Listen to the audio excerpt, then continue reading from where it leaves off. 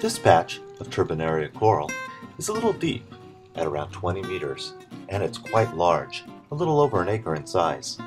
Upon descending, the dive master will lead you 2 or 3 times around the patch, but not through it or across it. This is to protect the coral. The leading edge of Turbinaria coral is fragile and will break if divers who are having trouble with their buoyancy descend unexpectedly. As you can see from the shots, Turbinaria coral is justifiably also known by the names cabbage coral and scroll coral. The living coral, the green that you see here, scrolls up to a height of about 5 meters. In other words, they get very large.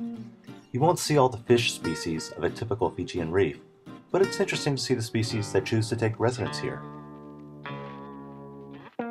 After the merry-go-round of the Cabbage Patch, the dive master leads you to a small coral pinnacle a few meters away. The coral pinnacle is mostly coral rubble. It rests in murky water, and what you see is mostly brown, algae-covered rock and white sand. For those expecting the colorful delights of the rainbow reef, it's not here.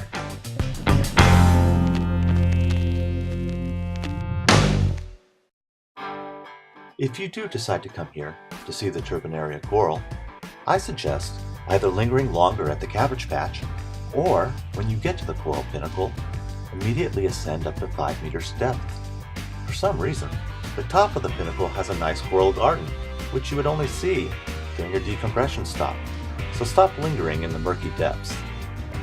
Unless you're a fan of Turbinaria coral, or if you're diving Somosomo Strait for 2 weeks straight, I would suggest skipping this site.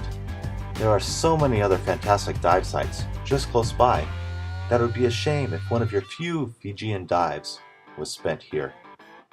If you have any questions, please do not hesitate to write. This is Scott Putnam for FijiGuide.com. As you can see here, this is the top of the pinnacle.